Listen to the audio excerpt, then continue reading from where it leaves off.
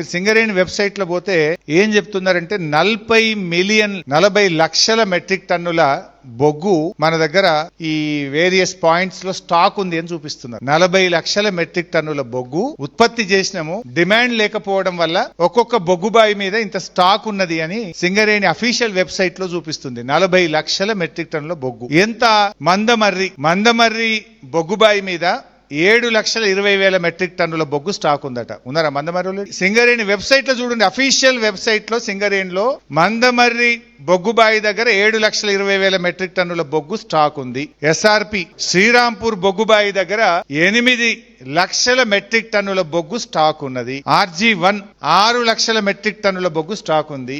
RG3 బాయి మీద 4 లక్షల మెట్రిక్ టన్నుల బొగ్గు స్టాక్ ఉన్నది. BHPL భద్రాద్రి భూపాలపల్లి బొగ్గుబాయి మీద మా రమణన్న పోయి చూడాలి రేపు, కార్మికులను తోలుకొని పోయి 5,40,000 మెట్రిక్ టన్నుల బొగ్గు స్టాక్ ఉంది. అరే మరి సింగరేణి అఫీషియల్ వెబ్సైట్ నీకని చాలా గమ్మత్ చెప్తా వినండి. YLD ఇల్లెందు బొగ్గుబాయి మీద 3,50,000 బొగ్గు స్టాక్ ఉన్నది.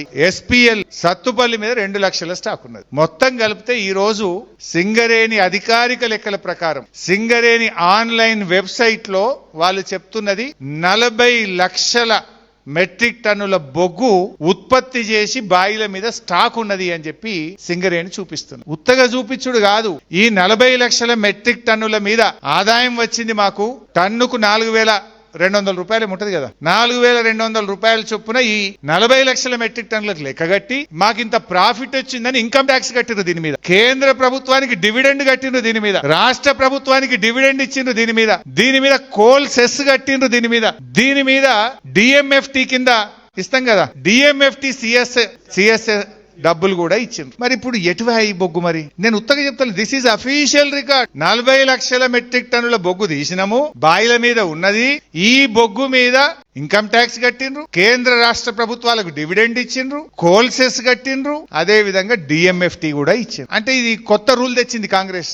బొగ్గు తీయంగానే లెక్క తీస్తురుగా ప్రాఫిట్ అంటే మేము ఇన్ని వేల కోట్ల ప్రాఫిట్ వచ్చింది ఈసారి సింగరేణికి, ఇక మా అంత తీసి మార్కాన్ లేడు అని చెప్పి మేము ఇంత బొగ్గు ఉత్పత్తి చేసినాం ఈసారి అని చెప్పిండ్రు. ఇప్పుడు నా డౌట్ ఏంటంటే మరి ఈ 40 లక్షల మెట్రిక్ టన్నుల బొగ్గు యాడికి వాయే? ఉన్నదా లేదా? 40 లక్షల మెట్రిక్ టన్నుల బొగ్గు అంటే దీని విలువ ఎంత? 4,000 కాడికి వేసుకున్నా 1,600 కోట్లు. మరి 1,600 కోట్ల బొగ్గు బాయిల మీద ఎందుకు లేదు? ఉన్నదా లేదా? మరి లేకపోతే యాడికి పోయింది? ఎవడు తిన్నాడు? ఈ పైసలు ఏమని జేబులకు పోయింది?